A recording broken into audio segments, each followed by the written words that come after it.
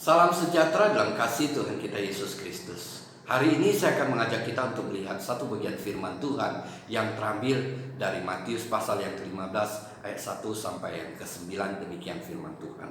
Kemudian datanglah beberapa orang Farisi dan ahli Taurat dari Yerusalem kepada Yesus dan berkata, "Mengapa murid-muridmu melanggar adat istiadat nenek moyang kita? Mereka tidak membasuh tangan sebelum makan." Tetapi jawab Yesus kepada mereka, "Mengapa kamu pun melanggar perintah Allah demi adat istiadat nenek moyangmu? Sebab Allah berfirman, hormatilah ayahmu dan ibumu. Dan lagi siapa yang mengutuki ayahnya atau ibunya pasti dihukum. Tetapi kamu berkata, barang siapa berkata kepada bapaknya atau kepada ibunya, apa yang ada padaku dapat digunakan untuk pemeliharaanmu, sudah digunakan untuk persembahan kepada Allah. Orang itu tidak wajib lagi menghormati bapa dan ibunya. Dengan demikian firman Allah kamu menyatakan tidak berlaku demi adat istiadatmu sendiri. Hai orang-orang munafik, benarlah nubuat Yesaya tentang kamu.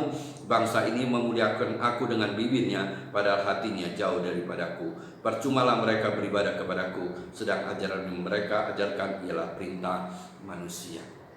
Kadangkala kita bisa temukan di antara orang Kristen yang tadinya belum percaya dan kemudian percaya, menganggap bahwa tradisi, adat istiadat dan budaya waktu dia belum percaya itu harus ditinggalkan. Sekarang dia hidup dengan iman. Tapi benarkah cara demikian?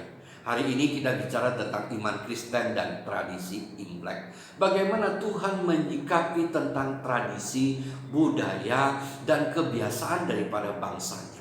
Suatu ketika ada orang dari Yerusalem datang. Mereka adalah orang Farisi dan ahli Taurat. Ngapain mereka datang? Mereka ingin mencari Tuhan. Seperti biasa mereka mencari Tuhan bukan ingin belajar dari Tuhan, tapi mereka cari Tuhan untuk mencari kesalahan Tuhan. Tapi biasanya orang-orang yang mencari Tuhan itu adalah orang yang kebetulan ada di situ, yaitu orang Farisi dan ahli Taurat yang kebetulan di situ dan kemudian mencari kesalahan Tuhan. Tapi orang ini mereka secara khusus datang dari Yerusalem pergi ke tempat di mana Tuhan Yesus saat ini berada, yaitu di Genesaret. Artinya dari tempat yang jauh mereka khusus mencari Tuhan. Untuk apa? Untuk mencari kesalahan Tuhan. Jadi kita lihat kelewatan. Mereka khusus untuk mencari kesalahan Tuhan. Tapi mereka tidak menemukan kesalahan Tuhan. Tapi kemudian mereka mendapatkan yang mereka anggap itu menjadi kesalahan bagi Tuhan, yaitu murid-murid tidak membasuh tangannya. Tapi dari sini kita bisa menangkap bahwa Tuhan Yesus melakukan pembasuhan tangan itu. Tetapi tak kala orang-orang itu mempermasalahkan murid yang tidak membasuh tangan, Tuhan mempermasalahkan mereka. Kenapa? Karena Tuhan melihat kemunafikan mereka. Mereka yang mengerti firman Tuhan, tapi mereka tidak mau melakukan firman Tuhan. Dan seringkali mereka menempatkan adat istiadat itu di atas daripada firman Tuhan itu sendiri. Oleh sebab itu Tuhan menegur mereka. Mereka menyatakan bahwa mereka tidak perlu lagi memelihara, tidak perlu lagi menghormati orang tua mereka, ayah dan ibu mereka. Karena persembahan, karena untuk yang mereka pergunakan untuk orang tua mereka, mereka sudah persembahkan kepada Tuhan. Mereka sudah berikan kepada Tuhan. Jadi mereka mengatakan mereka tidak perlu lagi melakukan apa yang mereka harus lakukan untuk orang tua mereka. Inilah yang Tuhan tegur mereka. Mereka seolah-olah menempatkan hal itu adalah untuk Tuhan, tapi ternyata mereka lakukan itu hanyalah apa yang diajarkan manusia, apa yang menjadi kebiasaan orang Yahudi pada saat itu. Dan Tuhan tegur, kamu mengerti firman Tuhan, tapi kamu tidak melakukan firman Tuhan. Kamu lebih mementingkan firman Tuhan, dan firman Tuhan itu adalah sesuatu yang melanggar, adat istiadat itu adalah sesuatu yang melanggar firman Tuhan. Tuhan ingin menyatakan apa? Tuhan sendiri melakukan adat istiadat itu. Tuhan melakukan tradisi itu karena dia lahir di kehidupan orang Yahudi. Sebagai orang Yahudi, dia melakukan budaya orang Yahudi. Ini kita lihat, dia melakukan pembasuhan tangan itu. Apa maksud dia melakukan pembasuhan tangan itu? Bukan sebagai satu ikatan bagi dia, tetapi dia lakukan tentunya supaya tidak menjadi batu sandungan bagi mereka. Nah, kalau kita lihat lebih jauh lagi, Tuhan Yesus juga melakukan tradisi orang Yahudi. Dia disunat di hari ke-8 sebagai kebiasaan orang Yahudi masuk sebagai umat Tuhan. Dan kemudian umur 12 tahun Sebagai bar mitzwa adalah anak Taurat. Dia belajar, dia bertanya jawab kepada rabi-rabi, di mana pada saat itu dia menyatakan bahwa dirinya adalah bar mitzwa, anak Taurat yang bertanggung jawab penuh terhadap Taurat yang harus dia pelajari, yang harus dia lakukan di dalam hidupnya sebagai anak Taurat. Dan lebih lagi kita melihat umur 30 tahun bahwa barulah Tuhan Yesus mulai mengajar. Ini juga adalah adat kebiasaan orang Yahudi, di mana umur 30 tahun mereka baru layak untuk mengajar sebagai seorang rabi, dan Tuhan melakukannya. Jadi kita melihat Tuhan Yesus tidak membuat tradisi itu tidak ada karena dia Tuhan, tidak. Tapi dia sebagai Tuhan dan juga adalah Allah yang ingin menjangkau manusia, dia menjalankan tradisi manusia. Dia lakukan adat kebiasaan mereka, dan dia juga melakukan berjalan di dalam budaya mereka, adalah untuk memudahkan dia menjangkau mereka. Biarlah itu menjadi pemikiran bagi kita. Dan kadangkala kita melihat juga Tuhan, bagaimana dia membawa adat istiadat itu, satu kebiasaan mereka, dijadikan satu pembelajaran juga bagi mereka. Jadi melalui apa yang dilakukan kebiasaan mereka, dia mulai mengajar mereka apa yang harus mereka lakukan dalam hidup mereka. Misalnya pembasuhan kaki. Di malam terakhir sebelum dia naik ke atas kayu salib, dia membasuh kaki murid-murid. Untuk apa? Dia tidak sedang mengajak kita untuk melanggengkan tradisi pembasuhan kaki ini, bukan. Tetapi melalui pembasuhan kaki ini Tuhan Yesus sedang mengajar mereka bagaimana melayani, di mana kita diajar untuk menjadi orang yang rendah hati. Kalau kita tidak menjadi orang yang rendah hati, kita tidak dapat melayani dengan baik. Dan di dalamnya Tuhan juga sedang mengajar bagaimana kita melayani, bagaimana kita saling mengasihi. Di dalamnya harus ada belas kasihan dan kasih. Jadi melalui tradisi pembasuhan kaki ini Tuhan sedang mengajar mereka. Nah, dari sinilah kita bisa belajar bagaimana kita bersikap terhadap tradisi, terhadap adat istiadat dan budaya yang mungkin ada di sekitar kita. Kita bisa berpatokan dengan hal ini. Dan kalau itu bertentangan dengan firman Tuhan, apalagi kita mau menampakkan adat istiadat itu di atas firman Tuhan, tentu itu harus kita tolak. Tetapi kalau adat istiadat itu baik, tidak ada salahnya kita lakukan, supaya memudahkan kita menjangkau orang-orang yang sedang atau menjalankan tradisi ini. Dan hari ini kita bicara tentang iman Kristen dan Imlek. Ada yang orang menganggap bahwa sebagai orang Kristen, walaupun kita orang Tionghoa, kita tidak perlu lagi melakukannya. Tapi dengan cara begitu kita susah untuk menjangkau mereka. Tapi bagaimana kita harus mengerti dulu apa itu tahun baru Imlek. Ada yang menghubungkan tradisi tahun baru Imlek ini dengan makhluk yang sangat mengerikan yang bernama Nian atau Nianshou, monster yang bernama Nian. Mereka mengatakan bahwa monster ini muncul, ada yang mengatakan dari laut, ada yang mengatakan dari gunung. Pada musim semi mereka muncul untuk memakan manusia, khususnya anak-anak. Sehingga memasuki musim semi mereka begitu ketakutan.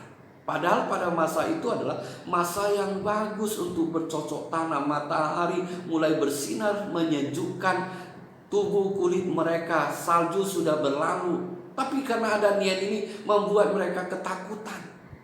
Dan konon ceritanya, suatu ketika waktu Nianshou itu atau makhluk monster Nian ini muncul, mereka katakan ada seorang anak-anak pakai baju merah, dan itu menakutkan Nian itu dan lari. Tapi ada yang juga mengatakan mereka ketemu orang tua yang pakai baju merah. Ada yang mengatakan itu adalah dewa yang menjelma jadi orang tua. Yang mana yang benar kita juga nggak tahu. Tapi yang jelas inilah yang kemudian menjadi tradisi, katanya orang Tionghoa di tahun baru Imlek pakai baju merah, ada tempelan-tempelan merah, letra merah dan sebagainya. Nah, dari kata inilah kemudian di mana makhluk Nian itu lari meninggalkan mereka, muncullah kata ko Nian, melewati Nian, ya, melewati Nian. Jadi Nian itu sudah berlalu gara-gara ada merah-merah seperti ini, gitu. Nah, kemudian inilah yang jadi tradisi Konien atau tahun baru Imlek.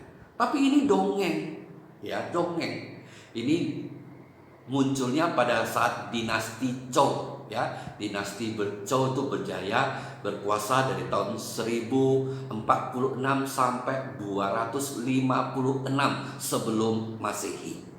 Nah, muncul dongeng seperti ini yang membuat bagaimana mereka terkenang akan ini, dan kemudian mereka bersukacita menyambut Konien tahun baru. Tapi ini dongeng, sekali lagi saya katakan dongeng. Tapi sejarahnya bagaimana? Nah, sejarahnya harus kita lihat bahwa tahun baru Imlek ini sudah dirayakan di masa dinasti Xia, yaitu dinasti yang paling tua dan yang pertama di Tiongkok. Mula-mula mereka bukan merayakan, tetapi mereka bersyukur.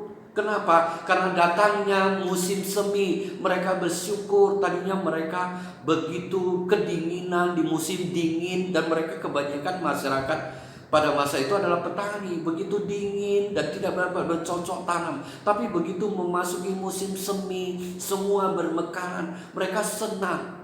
Mereka boleh bercocok tanam, mereka boleh bekerja lagi dan sebagainya. Dan mereka bersyukur kepada Tuhan yang mereka kenal sebagai Sakti. Waktu itu mereka masih monoteisme, ya, monoteisme, menyembah satu Tuhan.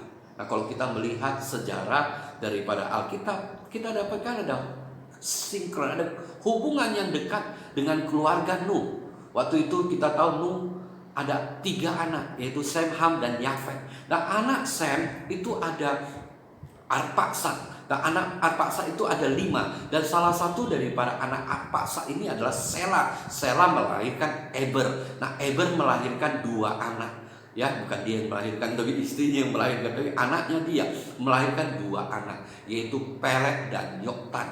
Nah, Peleg ini nanti kita melihat keturunannya adalah Abraham. Keturunannya kesekian itu adalah Abraham. Tapi Yoktan ini kemudian dia melahirkan Yobab, dan kemudian dikatakan mereka pindah di sebelah gunung, memenuhi gunung sebelah timur. Nah, inilah yang diperkirakan manusia yang memenuhi daratan Cina yang kita kenal sebagai orang Cina. Jadi tidak heran kita melihat pada saat itu orang Tionghoa masih menyembah satu Tuhan yang mereka kenal sebagai Sakti. Jadi kalau kita melihat sejauh ini, kita dapatkan bahwa perayaan tahun baru Imlek ini adalah sebuah budaya yang dibentuk oleh manusia. Mula-mula mereka bersyukur, tapi kemudian mereka jadikan itu sebuah perayaan. Nah, perayaan itulah kemudian berkembang sedemikian rupa menjadi perayaan yang sangat utama di dalam kehidupan orang keturunan Tionghoa. Nah, kemudian di dalam tradisi orang Tionghoa ini kita temukan ada banyak tradisi, ada banyak adat istiadat di dalamnya. Tentu kalau kita mau merayakan, kita sebagai orang yang beriman, kita juga bagaimana dengan bijak seturut dengan firman Tuhan kita melakukannya supaya tidak melanggar iman kita. Dan lebih jauh lagi, melalui tradisi ini kita bisa mendekati saudara-saudara kita untuk kita boleh membawa mereka mengenal kepada Tuhan kita, Yesus. Ada banyak tradisi mereka. Misalnya ada yang baik, misalnya sebelum tahun baru itu harus bersih-bersih diri, harus bersih-bersih rumah. Ada 3 hal yang penting di dalam bersih-bersih ini, yaitu bersih-bersih rumah, bersihkan hutang, bersihkan diri, hati, moral. Nah, kita melihat ini baik, menjadi suatu momen bagi kita. Membersihkan rumah, mungkin sekian lama ada sudut-sudut rumah yang tidak dibersihkan. Tapi ada lagi yang lebih baik lagi, membersihkan hutang. Jangan membiasakan hutang gak bayar. Tapi bukan berarti kalau sudah mau Imlek harus semua bayar. Jadi bagaimana kalau dia ada kredit, saya masih ada kredit, apakah kita harus membayarnya? Enggak juga gitu ya. Tapi yang penting harus bayar, harus jujur. Karena firman Tuhan di dalam Mazmur mengatakan orang yang tidak membayar hutangnya adalah orang fasik. Jadi kita tidak mau menjadi orang fasik. Dan ini juga menjadi momen kita introspeksi diri. membersihkan diri dari segala kejahatan, pikiran yang kotor dan sebagainya, memperbaiki karakter dan moral di dalam hidup kita. Ini baik. Tapi ada tradisi setelah Imlek, Ceit, hari pertama itu nggak boleh bersih-bersih lagi, ya. Katanya itu kalau bersih-bersih itu bisa membuang keberuntungan kita. Ada yang sampai hari keempat, ada yang hari pertama saja, begitu. Nah, yang seperti ini tentu kita nggak perlulah ikuti. Tapi kita juga hati-hati kalau kita tinggal di lingkungan orang Tionghoa yang belum percaya kepada Tuhan. Kita harus hati-hati, jangan sampai dia yang mengatakan ini kita tidak punya adat, kurang ajar, membuang keberuntungan begitu saja. Nanti aku juga ketiban keberuntungan kalian buang. Aku pun keberuntunganku bisa terbuang. Nah, dia bisa marah. Jadi kita harus hati-hati juga walaupun kita tidak mempercayai. Nah, mengenai Imlek, bagaimana sejarah Imlek itu sendiri? Tadi kita sudah bicara. Nah, apa itu Imlek? Imlek sebenarnya kalender, ya, kalender yang perputaran perhitungan bulan, perhitungan waktunya itu menurut peredaran bulan. Kalau sekarang yang kita pakai secara internasional, perhitungannya menurut perputaran matahari. Nah, Imlek itu menurut perputaran bulan. Jadi perhitungannya beda dengan yang kita pakai di dalam keseharian. Itu yang pertama kita dapatkan. Nah, kita melihat lebih jauh lagi. Disinilah mereka merayakan tahun baru. Imlek adalah sebuah budaya. Dan bagaimana budaya ini kita pakai untuk kita merayakan, sehingga ada penerimaan yang lebih baik lagi dari saudara-saudara kita, untuk mereka boleh menyambut kita tak kala kita memberitakan tentang Tuhan, tak kala kita memberitakan Injil. Tapi kadang-kadang ada orang menghubungkan Imlek ini dengan agama. Mereka mengatakan bahwa Imlek ini kan tradisi agama Konghucu, tapi ada juga yang mengatakan ini tradisi agama orang Buddha. Yang mana yang benar? Kenapa bisa mereka menganggap bahwa tradisi ini adalah tradisi Konghucu? Nah, ini adalah ada sejarahnya, yaitu di zaman dinasti Han, itu dari tahun 202 sebelum Masehi sampai 220 setelah Masehi. Dinasti Han ini berkuasa, dan salah satu kaisarnya yang bernama Han Wuti suatu ketika membuat kalender Imlek, dan dia memakai tahun kelahiran Konghucu sebagai awal tahun daripada kalender mereka. Konghucu lahir tahun 551 sebelum Masehi. Jadi kalau kita melihat kalender yang dipakai oleh orang Tionghoa saat ini adalah berdasarkan itu. Yaitu kita tinggal tambah 2022 tambah 551. Jadi tahun ini adalah Imlek tahun 2573. Nah, ini yang membuat mereka menganggap bahwa ini adalah tradisi orang yang beragama Konghucu. Tapi kalau kita melihat lebih jauh lagi, ada yang mengatakan ini tradisi agama Buddha. Benar nggak? Kenapa bisa begitu? Karena mereka menganggap, ada banyak orang menganggap dulunya bahwa orang Tionghoa itu agama aslinya adalah Buddha. Tapi kita tahu bahwa agama Buddha ini datang dari India. Tapi sampai sekarang pun kita melihat ada orang yang menganggap bahwa agama Buddha adalah agama asli orang Tionghoa. Oleh sebab itu mereka percaya bahwa tradisi tahun baru Imlek ini datang dari agama Buddha. Tapi sebenarnya bukan, ya.